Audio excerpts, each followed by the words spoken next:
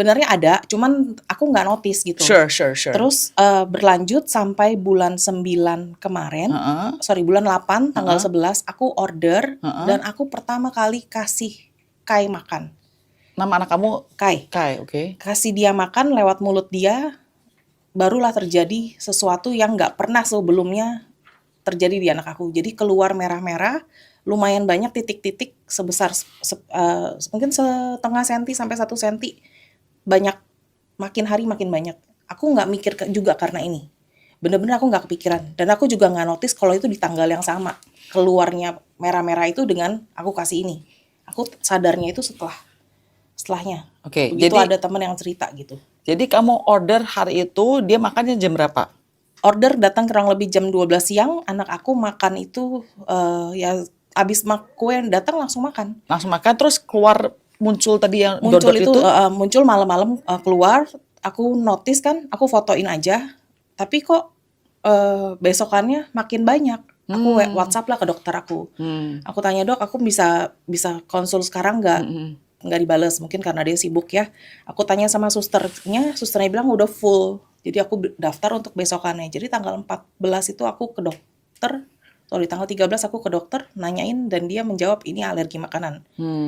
Jadi kan sebelumnya nggak pernah kayak gini dok, paling cuma eczema kan. Tapi kenapa muncul merah-merah? Aku takutnya tuh apa campak kah atau apa kan kita masih nggak pernah mengalami. Dia bilang ya ini alergi makanan. Aku bingung, ini gara-gara apa? Dia sendiri udah konfirmasi, ntar aku ceritain yang tentang itu. Jadi tanggal 13 September aku ngobrol sama salah satu mama online namanya Lauren.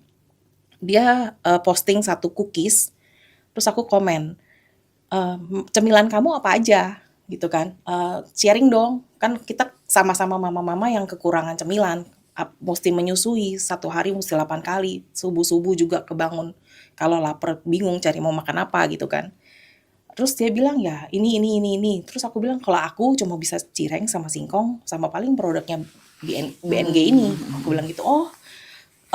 Terus dia bilang, aku bingung sama produknya BNG, tiap kali dia order, anak dia tuh pasti flare up.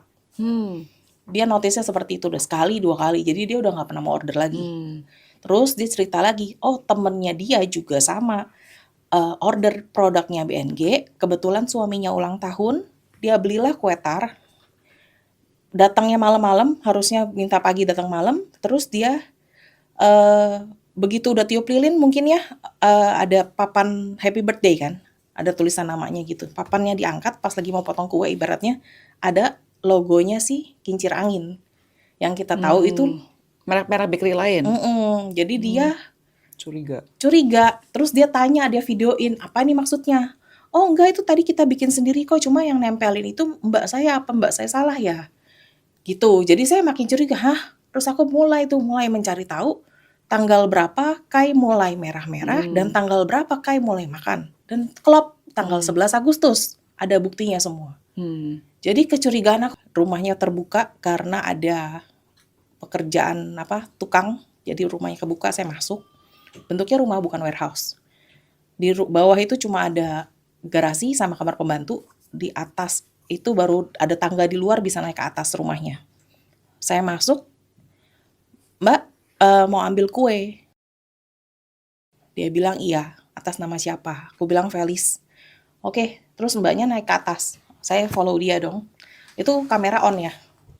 Saya masuk, saya naik ke atas ikutin mbaknya untuk ambil kue. Saya bingung, begitu naik ke atas, itu nggak ada aroma kue, nggak ada aroma roti. Kalau kita masuk ke bakery kemana, itu kan ada aroma yang tajam gitu ya. Saya punya kue udah ready di meja, cuman 1 saya punya doang, yang lain nggak ada. Dan nggak ada alat-alat baking di sana. Saya kaget, saya nanya sama mbaknya tuh kurang lebih umur 50 tahunan. Jadi dia bukan yang paham di bidang inilah. Saya tanya dia, ini kuenya tadi dari mana? Tadi dikirim, dia bilang. Kirimnya ini doang 1 atau bareng-bareng sama yang lain? Dia bilang ini doang 1. Datangnya seperti apa? Ya kayak begini. Tapi kardusnya kayak gini. Kardusnya ya dia bilang, lupa saya. Dia bilang intinya dia repacking lah. Dengan intinya dia repacking, dia bungkus plastik wrap lagi, terus dia seal, dia mau kasih ke saya. Saya cecer dia dengan pertanyaan-pertanyaan, ini dari mana? Toko bakery apa? Kotaknya seperti apa? Kotaknya mana? Dia nggak bisa jawab. Akhirnya dia merasa mungkin grogi, dia minta tolong bantuan. Dia bilang, "Saya orang baru di sini. Saya turun ke bawah, ambil handphone dulu, kamu telepon sama Mbak Narti," dia bilang. "Mbak Nartinya mana?" "Ya saya telepon dulu." "Ya udah saya ikut ya," saya bilang gitu. Ya udah ayo. Turun lagi ke bawah ke kamarnya dia, ambil handphone. Nah dia itu gaptek, Ci. Dia gaptek nggak bisa cari, dia nggak kecari tuh Mbak Narti itu nomor teleponnya mana. Jadi non minta tolong dong cariin Mbak Narti. Jadi ya udah saya bantu. Begitu saya bantu, telepon sekali nggak diangkat, telepon 2 kali nggak diangkat. Ya udah mati telepon, terus kan ada layarnya muncul yang biasa. Di paling atas itu tertulis CC Bos. Cookies juga yang kita tahu, cookies waktu baik. Tempat warehouse dia itu dan CNF Bakery itu dekat. Jadi saya dari sana saya langsung ke CNF Bakery. Saya tanya, "Mbak, tadi pagi ada kirim kue nggak ke rumahnya FN? Kamu kenal FN nggak?" "Iya, kenal. Dia ini emang hampir setiap hari ambil di kita. Tapi ya bilangnya untuk temennya, untuk sahabat, untuk siapalah gitu ya. Tadi pagi kirim jam berapa? Kirimnya yang serasa apa? Bener nggak yang ini?" Saya bawakan kuenya. Dia buka, "Iya bener yang ini." Sama. Ya sudah, udah jelas. Terus saya pertegas lagi, saya videoin kan. Saya minta izin dulu sama si mbaknya CNF, boleh nggak? Dia bilang, "Iya nggak apa-apa." Saya tanya ya, "Ini mengandung terigu nggak? Pakai terigu nggak?" "Pakai." "Pakai telur nggak?" "Pakai." "Pakai gula nggak?" "Pakai."